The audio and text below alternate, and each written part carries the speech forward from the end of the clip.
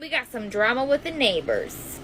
First off, anything I can do to piss them off, I make it my job. Because their geriatric asses belong in a fucking nursing home. So they are constantly watching what we're doing over here. They're watching my kids, they're watching my dog. They stand at the back door watching. Well, I bought a metal thing to stick in the ground for my dog to be chained up outside, right, when he's outside. And I purposely made sure that I pulled it to where he could reach about 2 or 3 foot from my property line. Why did I do this? Because their dog goes right on my property line. Their dog looks like a fucking rat that's done died, been buried, and dug up again, okay? This thing, and it's got this bark like... Anyways, so I was on the phone and I'm looking out the window watching the kids and the dog, and that heifer is standing at the back door watching my kids and my dog. And her Frankenrat is outside, you know, going at it with my dog, having a barking match. So I'm like, all right, I gotta call you back, whoever's on the phone with. I went and had a staring contest. I stood up on that hill, made eye contact, and I stared at her for a good 5 minutes before she must have got tired of me staring at her, and she tried to call her dog in.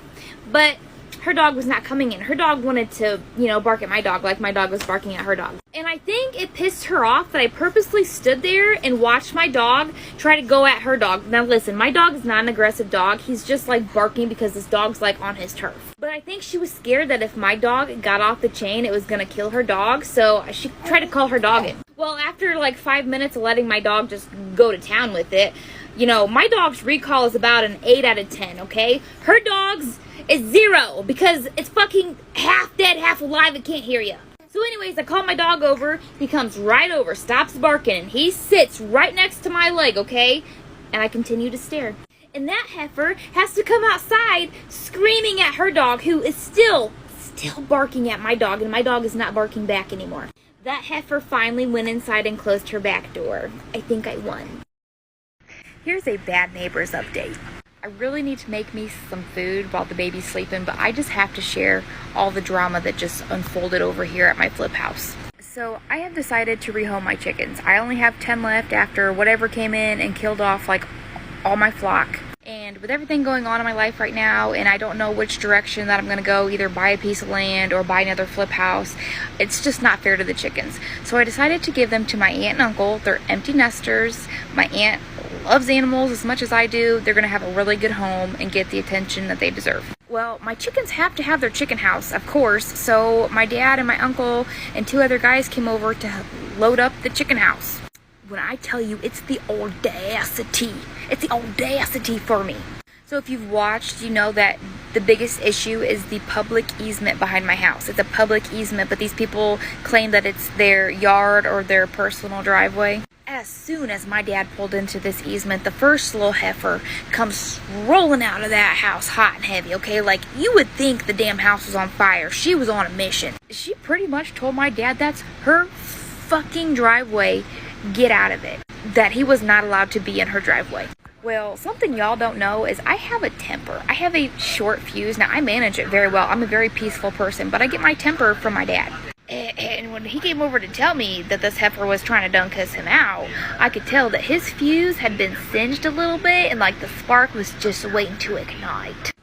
Because it wasn't even 5 minutes later, the other heifer come rolling out of her house hot and heavy too. And she is cussing my dad up and down, and I'm like, I'm gonna let him deal with it, because I ain't got the patience for this heifer, because I will straight up tell her that I will kick her geriatric ass to the nursing home, which is not nice. It's not nice, but I wanted to do it.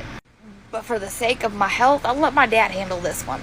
Well, she's cussing him out, rambling on, and she's doing this slow motion to him, cussing him out, and he's like, go call the fucking sheriff. Go call the sheriff. And she's just, me. So he turns to me and tells me to call the sheriff. So I just like pretended to, and I waited because I knew that like this is a civil matter, and we ain't gonna waste the good men in blues time.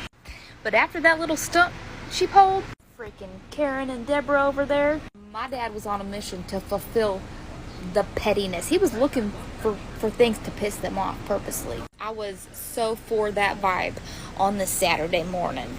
But there sits my empty chicken run. I will truly miss my chickens, but once me and my kids get somewhere permanent, we're gonna get more chickens, of course. It's demolition time in the yard. I'm about to piss them off. I'm about to go rent me some heavy-ass equipment. I'm about to be loud as fuck.